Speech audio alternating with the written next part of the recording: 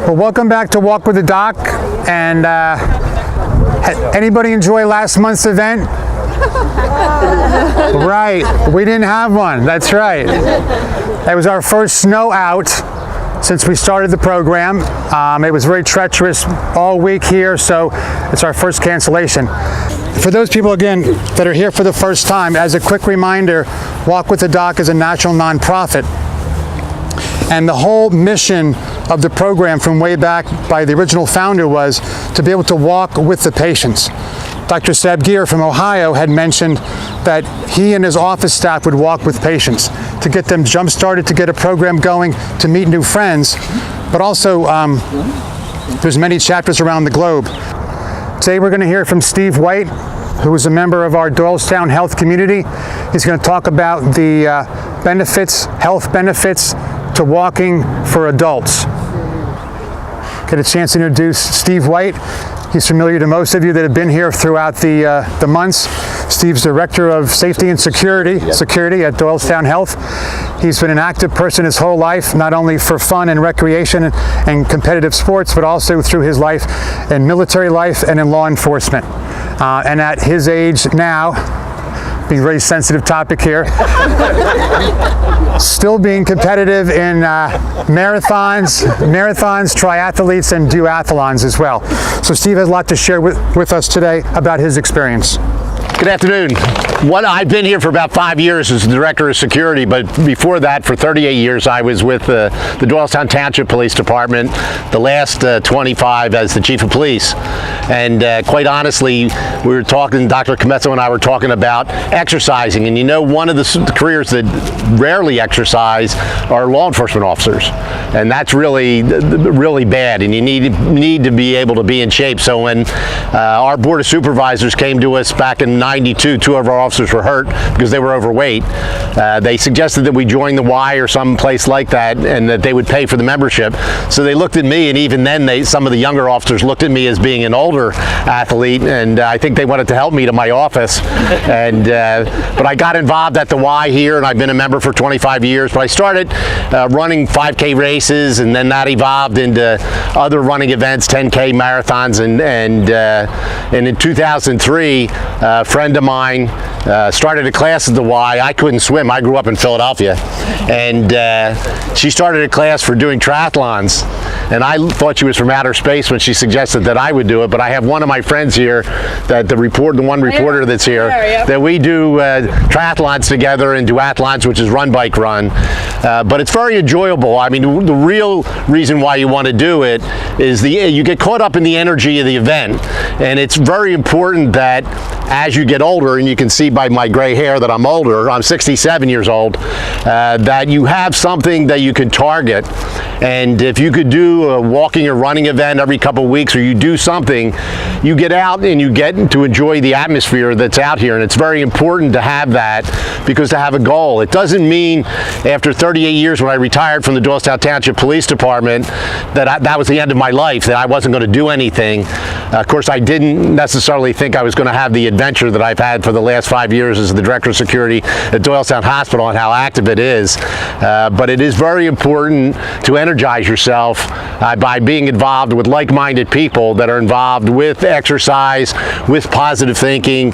When you're standing at the start line, and if you do come to the Health and Wellness Center on Saturday, you'll see an old gray-haired guy in the back of the line for the 5K running event. When that gun goes off, that's really an amazing thing, to feel the energy of everybody running down the street. The caution that you have to have is you don't have to run at their pace, you just run it at my pace. And the concession as you get older isn't that you don't do athletic events. The concession that you make is, I don't run competitively anymore. I just kind of mosey down the road because my knees won't let me run as fast, unless my good friend Skip Schombacher's there, and then I have to go trip him to try to get ahead of him. But Skip is an amazing person. He's my best friend. He's going to be 69 years old soon. When he was 58, 60, and 62, he decided to do a full Ironman event. And what that means is you swim 2.4 miles, you bike 112, and then you run the marathon, 26.2 miles. And when I talk to Skip, sometimes he doesn't think that he does well because he didn't win an age group prize. I don't need any age group prizes, but he wants an age group prize. And I said, that's not really important. What's important is when he went to Central Bucks High School, he was a little guy, and I'm sure the big stud athletes that were there never picked him to be on the team to play basketball or soccer or football or anything. But at those ages, he completed that Ironman event in a really competitive time. But he's 69 and he's still doing it. And when I retired, I said to myself, I didn't just want to go home and not do anything. I wanted to be out in the community and to be with people. So the first thing is you deserve a lot of credit for being here. This walk with the doc is a great idea because you're out here every month being able to be with like-minded people, with exercising. And just because we are getting older doesn't mean that we're going to shut down and not do anything. There is a woman that's a Catholic nun that they call her the Iron Nun. She's 86 years old and she does the Kona Full Ironman event almost every year and has set records. 86 years of age, she does all those long distance. So what I would encourage you, that the last thing you need to do is, if you're not feeling good or if you've had some medical issues, to go home and sit on the couch and feel sorry for yourself and think, well, I can't do anything. The real important thing is you can do anything you want. You might have to do it as slower like me. You might have to mosey down the road, but you need to be out there because the importance of having the energy of the event in your heart and the importance of being able to be out there with your friends and getting out there and being amongst everybody and running down the street, walking down the street, or doing whatever exercise that you decide to do.